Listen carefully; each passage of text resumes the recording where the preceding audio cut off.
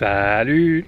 Alors aujourd'hui donc nous sommes la mi-mars, après un hiver bien humide, bien pluvieux, toujours aucun semis de fait à l'heure actuelle. Je me trouve ici dans un couvert, ce qui reste d'un couvert du coup hivernal. Ce qui a survécu jusqu'à maintenant, là, les petites taches vertes que vous voyez, c'est de la navette. Et sous ce paillage, ce beau paillage qui protège toujours le sol, on voit qu'il y a une belle activité de vers de terre notamment qui digère cette matière organique. La petite problématique du coup, c'est que donc on a un sol toujours bien humide qui empêche de pouvoir semer dans de bonnes conditions. Notamment là, dans cette parcelle là, ce sera de l'orge de printemps. Et l'orge de printemps, ça aime quand même bien une structure bien bonne et pas trop humide, donc pas lissée, etc. Et donc voilà, conditions de semis à l'heure actuelle sont pas encore extrêmement bonnes, en espérant que ça s'améliore donc dans les jours à venir.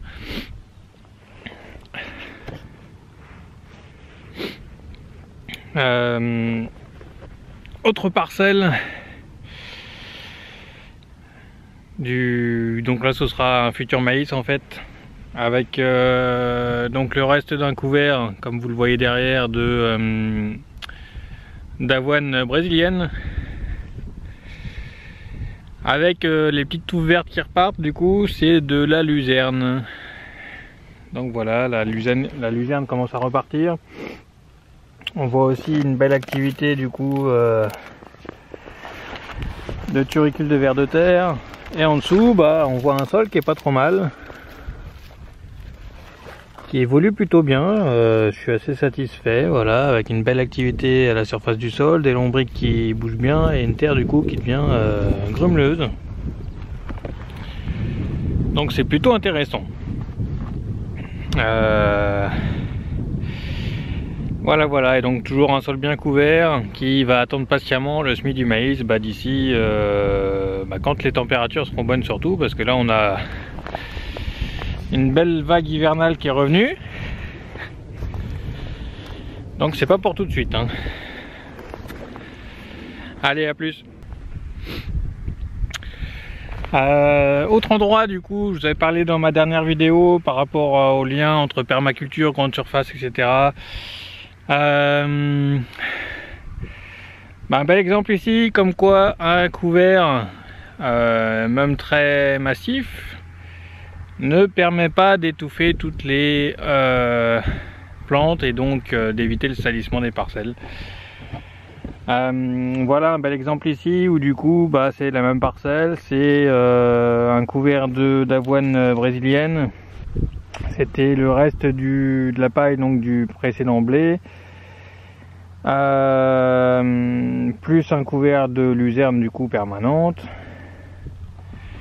qui ne maîtrise pas complètement l'enherbement ici donc de raiggras. Donc c'est un raiggras qu'on peut facilement aussi utiliser du coup pour implanter pourquoi pas du soja, etc. si une belle filière de soja venait à arriver en France. Donc on va continuer encore ce tour de plaine. Donc une petite culture d'automne, donc du blé qui a été semé à l'automne,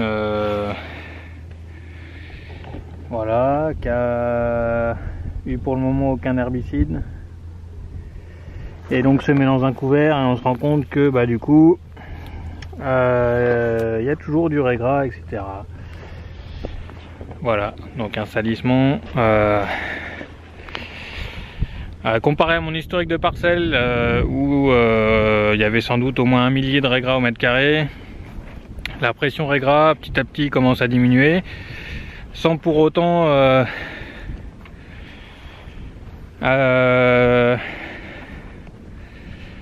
contrôler massivement à base de chimie. Donc qu'est-ce qu'on peut voir d'autre? du gentil géranium. Voilà. Sinon un blé plutôt en bon état sanitaire à l'heure actuelle.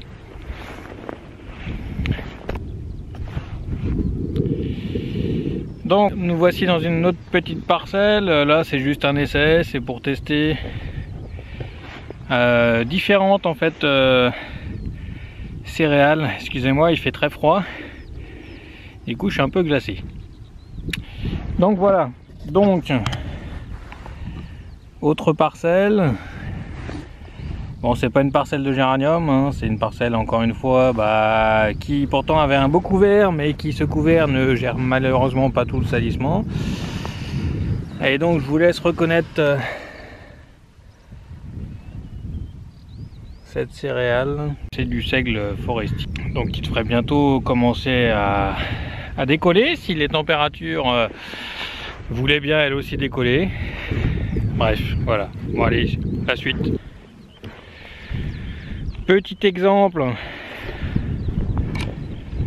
de ce qui devient, ce qui peut devenir problématique quand on ne travaille plus le sol mécaniquement. Un petit rond de campagnol et non de mulot comme certains les appellent, parce que c'est bien des campagnols des champs. Et voilà, on se rend compte que du coup, il fait ses petites réserves.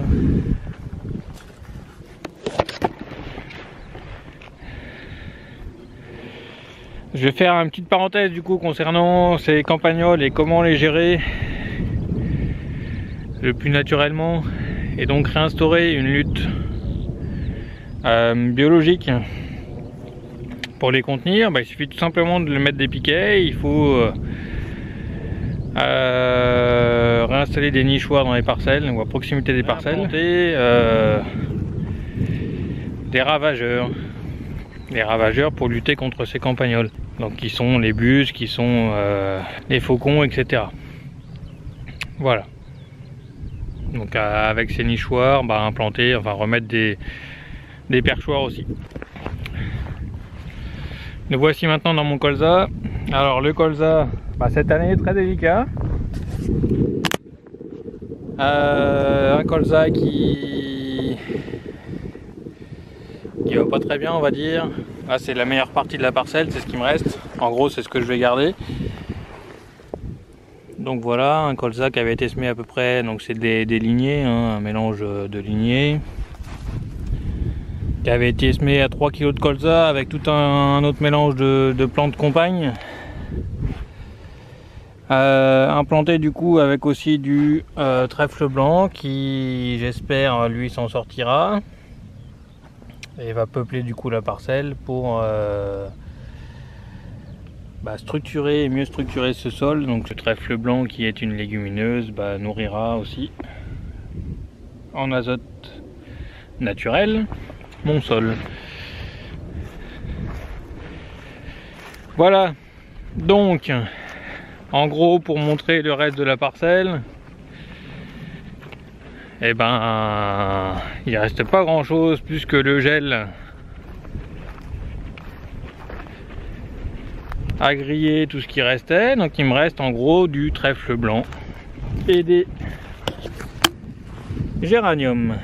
Voilà.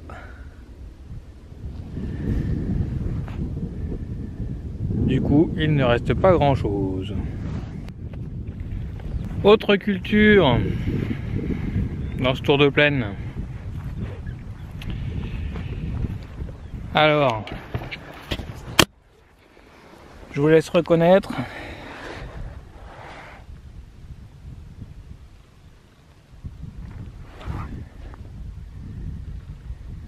Voilà, donc petite céréale.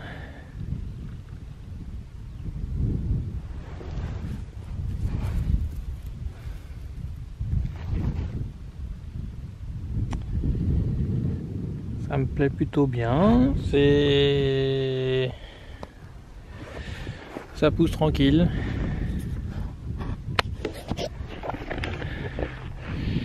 Donc si vous ne l'aviez pas reconnu, c'est de l'avoine, voilà. Petite nouvelle dans ma rotation de l'avoine qui, j'espère trouvera sa place. Voilà. Sinon, je pense que vous qui me regardez attendez toujours des réponses aux solutions que vous m'apportiez dans les commentaires de ma dernière vidéo. Je ferai une vidéo spécifique sur ce thème-là et donc sur vos réponses.